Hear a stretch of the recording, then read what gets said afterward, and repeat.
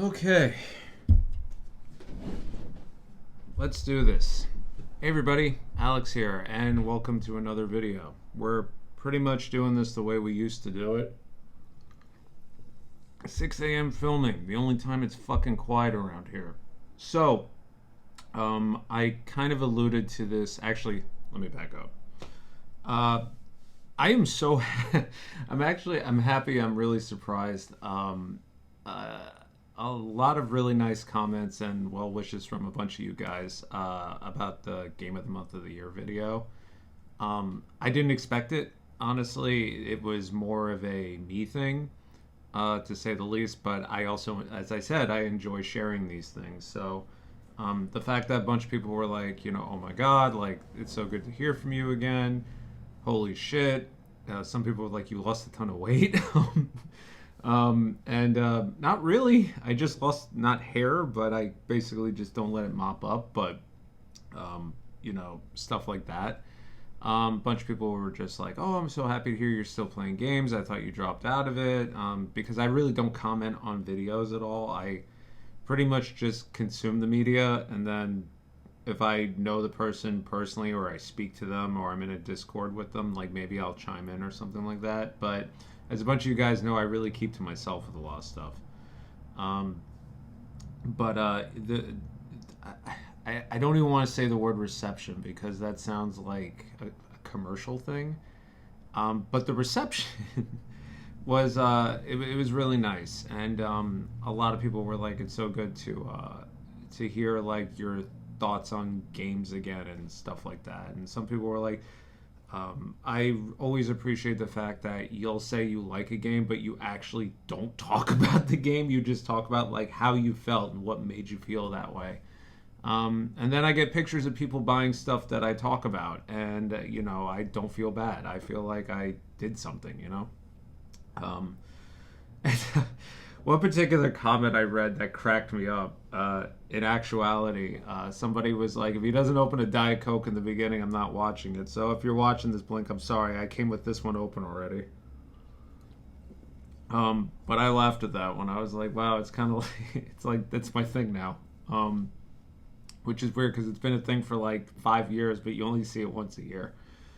But anyway, as I mentioned in that video, I kind of want to come back to doing something creative here on YouTube. So a little bit behind the scenes, I've been thinking about this for a while. But I wanted to think of how to do it just because I feel like YouTube has changed a lot. Um, by comparison, it used to be the Wild West back in the day. Now you can say certain things, you can't say certain things. Some things get monetized, some things don't get monetized. I've never cared about that in the first place, but I know some people get triggered if somebody they follow gets monetized, but they're like, wait a minute, why? And it's because they had some sort of copyright stuff in there. That's out of your that would be out of my control, to be completely honest with you. But it also inspires a little bit of fear where I'm like, hey, if I want to talk about video game music, am I necessarily going to have, Square Enix down my ass about something or some such thing along those lines, unless I play with the pitch and then I fool the algorithm, which is more work than it needs to be for what I want to do, which is basically just plop in front of a camera and yap. Or as Ree Louie put it, like a podcasty thing, which is ultimately what I want to do with this. The difference therein is I am too old, lazy, and tired to go about doing all the podcast posting on social platforms and all that stuff because I know myself and I would make it a job. As it is sometimes playing some of these really deep games, even though I love them, I play them on a daily basis for a set amount of time, blah, blah, blah, blah. And between work and, my other social requirements and everything else, it's just, it'll be too much, if I didn't have any, if I have one less responsibility, I could probably add that in. But with something like this, I kind of just throw it up, edit it on my phone because it's easier for me, truthfully, and I'm not doing anything wacky. And I could do it at work. during my downtime and all that other stuff, and pretty much just operate out of pocket, which is truthfully how I did the last video. I did everything on my iPad when previously it was a whole let's export it to, my PC and then put it in Power Director because that's what I used, and then I was using weird filters and stuff. And I mean, color correction, I mean, come on, I'm already pale as shit. How much correction can you do without me looking like a tomato? So that's pretty much what this is going to be. It's going to be, I think, shot here, unless I can figure out how to get this whole thing rigged up by the couch. My wife's father actually got me a vlogging kit for Christmas, which is kind of funny because I think Katie saw me struggling trying to maneuver everything around to try to film the Game of the Month of the Year video. So this miraculously showed up. So it has a mic, which I'm using right now. I don't know how good it is. We'll find out. It has a little light, so I don't have to use the floodlight from my phone anymore, which is great. And I realized filming at like 6 in the morning-ish out here, the light's actually halfway decent. And in a month or two, I think I'm up for, my phone is fully paid off and I could get an upgrade if I really felt like it and didn't want to take, the $40 less per month. Or 20 or whatever the fuck it is. I don't pay attention. I just pay the bills. Speaking of bills, I got one from my dentist the other day, and I'm like, what the hell is this shit for? It's from a cleaning from like a year ago. I'm like, I've been there 6 times since. Anyway. So this would be kind of a podcasty thing. In terms of scheduling, I don't know what that is going to look like. Ideally, I would like to do at least one thing a month. Well, ideally one, but preferably a little bit more than that, depending. But what I think I'm going to do, just so I don't burn myself out or feel like I have to talk about something, these videos will, for the most part, unless otherwise specified within them, will not talk about like current stuff, that way I could film something at one particular instance and then just be like, oh sweet, like, I finished Mario RPG, for example, which I didn't, not yet. But like a few months down the line, after stuff has cooled down and enough people I know have played it, for instance, then I can put it up, because I don't like getting spoiled on stuff. And a lot of my buddies who made videos on more current games, I don't watch them because I haven't played it yet, and I feel bad. Because some of us do this for a living, So what do? Put on mute, leave the room, and go outside for a walk? So I'm going to think about doing something like that, and it may be like game related, maybe topical stuff, and maybe reminiscing stuff. I would eventually, once I figure out how to do it, not like, if it's, you can only listen just to me for so long. If I could have guests or collaborators on from time to time, that would be cool. Back in the day when I used to do the podcast with Games of War and Point Blank and Asian Guy Gamer, that was so much fun for me, because I think truthfully, the pre-show talk was always funnier than the actual show talk. And I don't ever think, like, we had a topic like scribbled on on a piece of paper and crayon, and then we just go. I've got to talk to some cool people.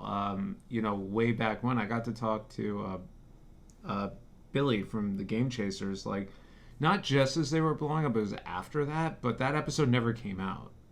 And we talked about some pretty deep stuff, actually, like stuff that I was thinking, like, this isn't gaming related. I don't know if, like, we should actually, it wasn't anything negative, but, it's not downer, but just kind of like, that doesn't really fit the topic, one of those things. But we'll see. I don't want to put like a schedule or a structure to it, because I know the second I do, much like the last time, it's going to turn into a job, and I'm just going to throw my hands in the air and say, forget it. As it is, I have to figure out how to make halfway decent thumbnails, because me doing the whole informant face from time to time just ain't going to cut it, But I guess as a preamble to that, as these things go, with the coming of every new year, I always give myself a gaming resolution. So I mentioned it a little bit in the last video, so I kind of want to explain it, and then I'm going to say what mine is for this year. And then we'll get the fuck out of here. It's warm. Been up a while. Anyway, so every year I give myself a gaming New Year's resolution, and it's not really like, a resolution in the sense of, get a gym membership or go 5 days a week or lose 20 pounds or learn Japanese or something like that. It's basically something to hold me accountable, because when you have a backlog like mine, stuff will always get pushed back. It'll never get pulled forward, right? So I have a mountain of PS1 games, but I also have a mountain of PS2 games, and then I have a mountain of PS3 games. And then, oh look, Mass Effect, which is, I'm playing Mass Effect Andromeda right now, for example. It came out in 2017. I am just now getting to it. Not because I've been putting it off, actually I have been putting it off, but because I finally looked at it and said, oh my god, I have to play this, I have to get this over with, so to speak. And that's where the job part comes in, right? Because you shouldn't be playing a game like that. If you don't find it interesting within 6 hours, which is my rule, I drop it. And the resolution is to help me weed out the backlog, filter out the backlog. But otherwise, I'm just randomly grabbing stuff. Ooh, RPG this. Oh, I went from 10 RPGs in a row. Da-da-da-da.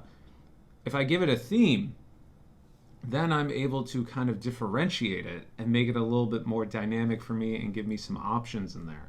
Knowing that I have to finish, I always say at least 12, but really it's whatever it is to get to the end game.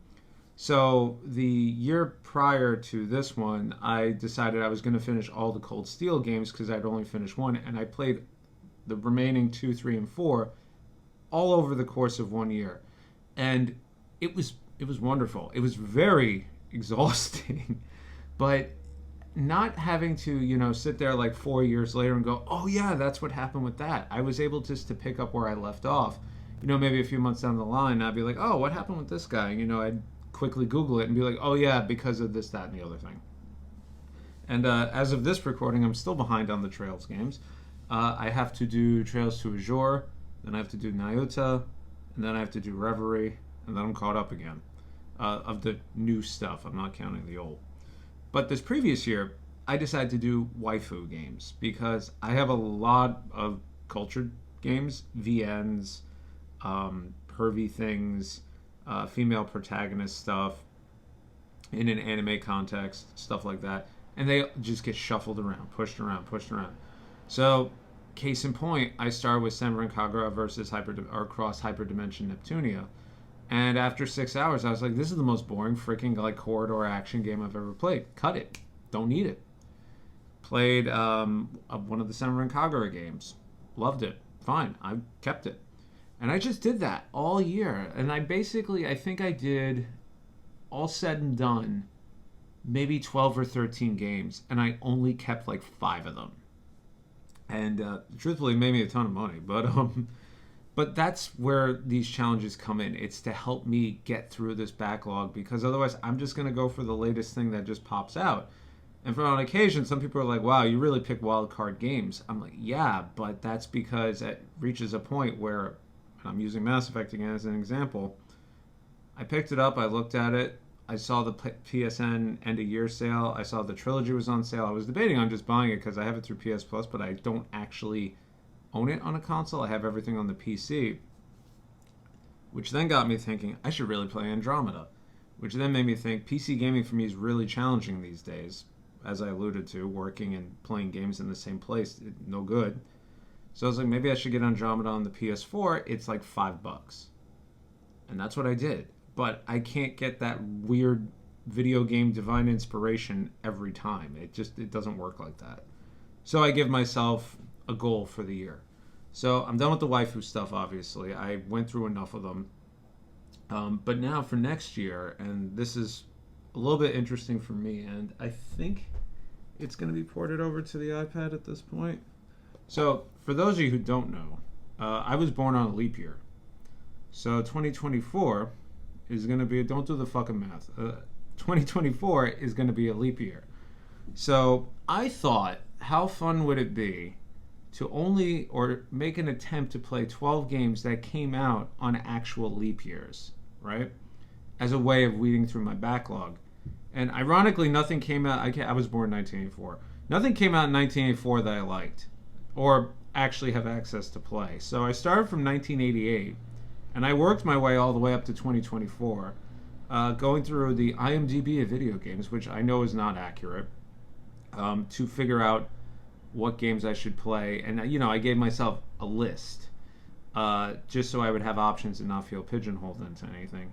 And then I added an additional rule to that, where if it's a remake or a remaster, it still counts as something for that year, because I'll be honest with you, I'm not going to, once again, go on a PC and play the original Quake. I'm going to play it on the Switch because I got it for like $2.50 on a holiday deal.